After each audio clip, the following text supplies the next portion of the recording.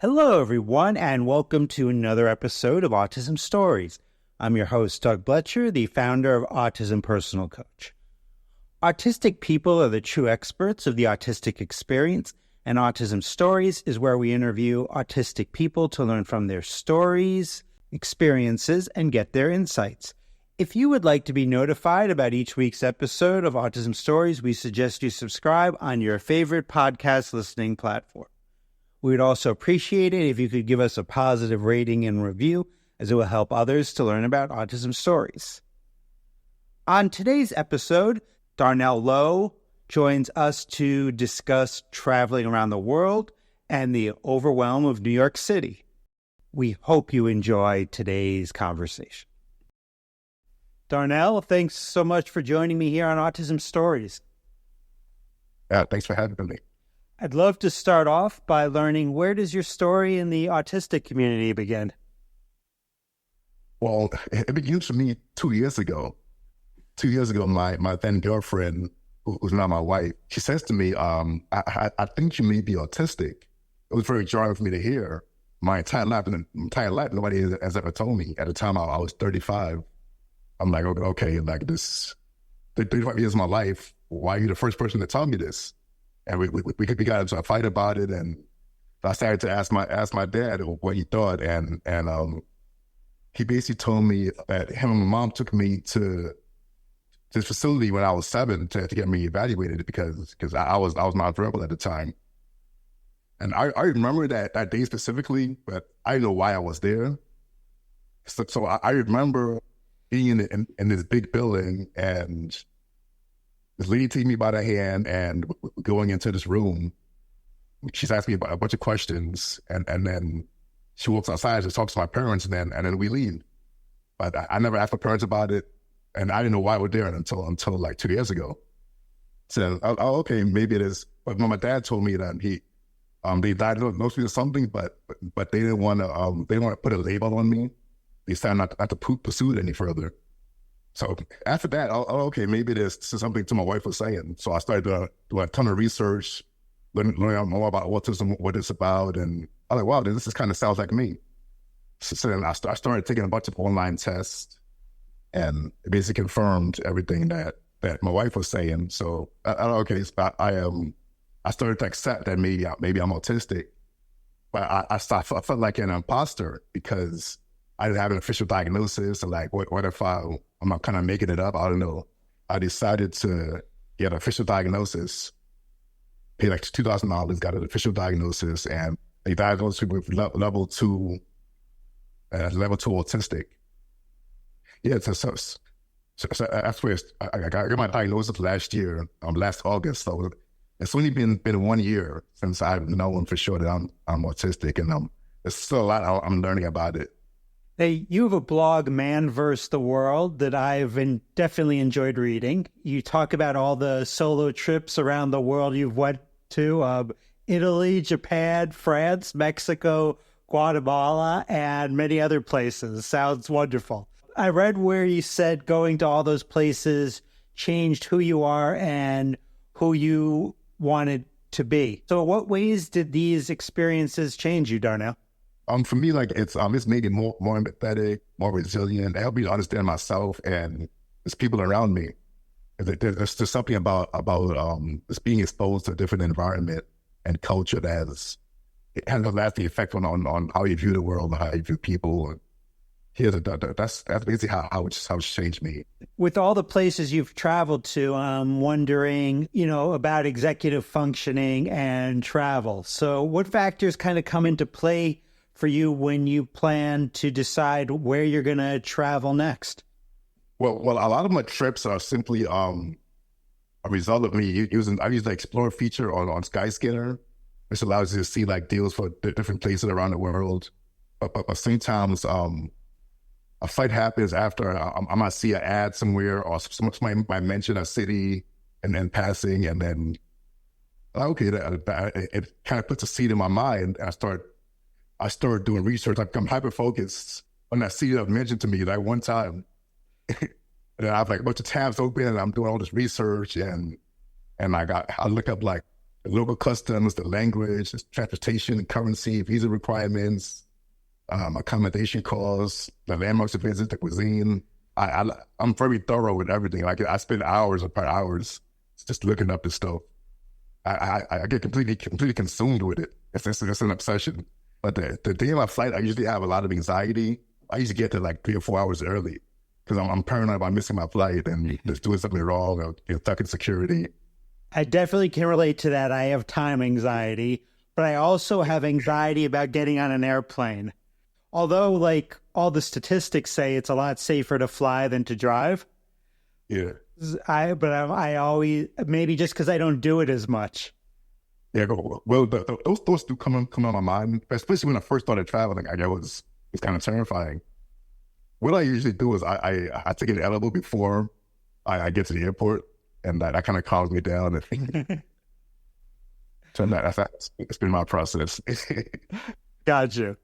Now, you live in New York City, and I'm wondering how this relates to your autistic experience in terms of the overwhelm that the city may bring in terms of all the sounds, smells, all the people. So what's been your experience with the possible overwhelm, how the city impacts your sensory differences?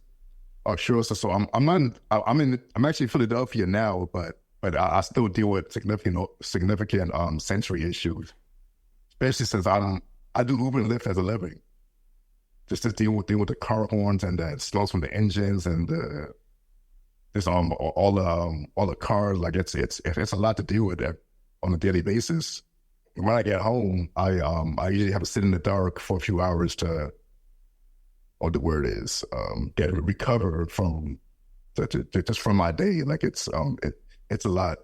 But I'm in school. I'm in school right now too, so I deal with sensory overload from that too. Since I started school, I've been going into burnout a lot, especially since I can't travel.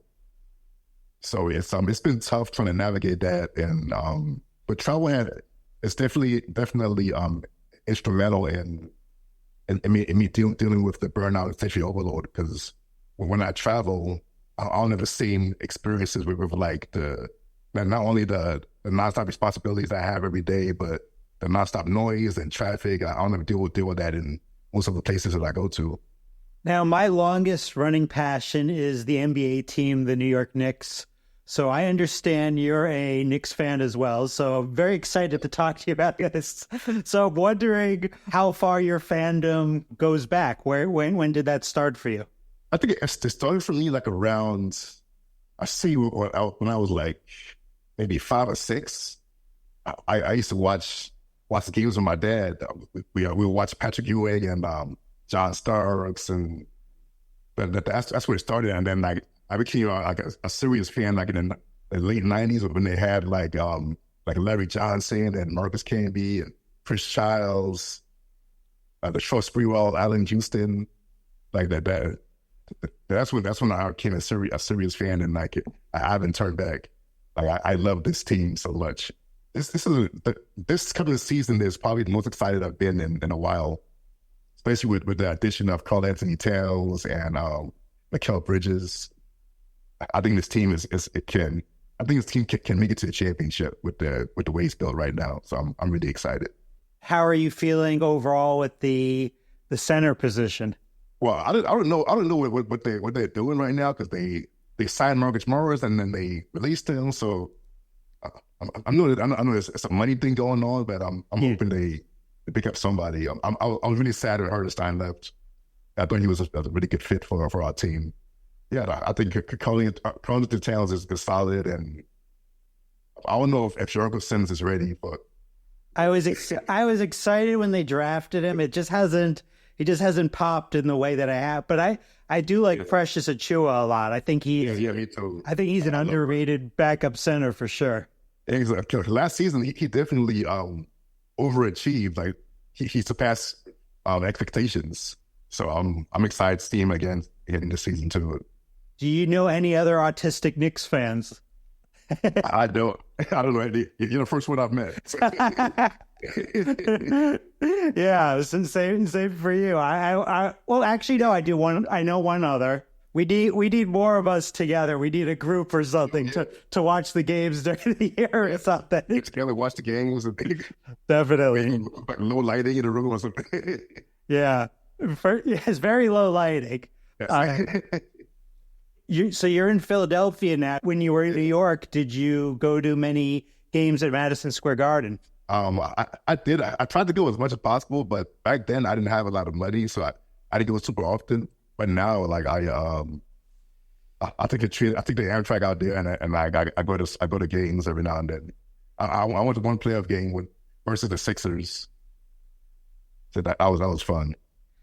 I am envious that you're close enough that you can take a train to be at a playoff game.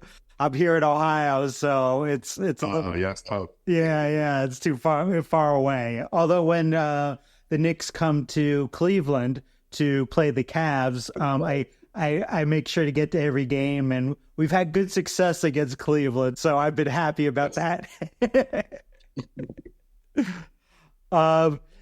Lastly, Darnell, how can our listeners learn about you and connect with you beyond this interview? My Instagram is D_LOWE87. On my Instagram has a link to my blog. So if you want to read about my travel adventures, and I started writing more about my autistic experience. I've been doing a lot more on that. I've been transitioning more into talking about that. And I do a little bit into spirituality too, but it's mostly like travel and my autistic experience. Do you see, like, in terms of spirituality, how your autism connects with that in any ways or impacts your spirituality? Oh, definitely, because here's my day-to-day life is so it's so difficult. Some days are better than others. It really reiterates that I can't do this life alone. I need guidance, and that's what I feel that my Christian faith provides that for me. Do you go to church, or what have those experiences been? Because sometimes, like, those religious settings can be maybe not inclusive or can be overwhelming for us. Yeah, I go to a church in North Philly, Epiphany Fellowship Church, and most of the time I go with my wife. I like to sit on the balcony in the back, but no one can see me. I don't like being I don't like being perceived. I don't know if that's the right word, but I like being invisible. And like it's a pretty dark room, which is perfect for me. That's what I love about it, and I feel like I learn a lot through just going there every now and then. I mean, most of the time I watch it online because sometimes driving there is a lot. Yeah, but I try my best to stay connected. Well, Darnell, I really loved getting a chance to meet you, and I'm going to probably be bugging you this year during after Knicks games, be like, hey, did you watch the game? Oh, yeah, and I need people to talk to about it. Well, thanks so much, Darnell. Thanks for joining me here today on Autism Stories. Thank you. Thanks so much to Darnell for the conversation. To learn more about Darnell, please check out the link in the podcast description for this episode. We always love hearing from you, and would especially love to hear from you relating to this episode regarding in what ways do you manage your overwhelm and burnout in your daily life. Did you know Autism Personal Coach provides neurodiversity affirming support by autistics for autistics? We empower autistic adults and teens to lead self-directed, purpose-driven lives through our customized life coaching and community groups. Our distinct approach prioritizes each client's unique goals and preferences, fostering a sense of agency and promoting self-advocacy. Coaches work collaboratively with clients to develop personalized strategies and tools that can help with executive functioning, emotional regulation, relationship building, stress management, and much more. We also support parents and partners of autistic people by providing insights and guidance to bridge communication gaps and nurture mutual understanding. With our accessible remote services, individuals from any location can receive the assistance and mentoring they need. Join us today to experience judgment-free coaching rooted in empathy, expertise, and respect for autistic identity. Until next time, I'm Doug Bletcher of Autism Personal Coach. Talk to you then.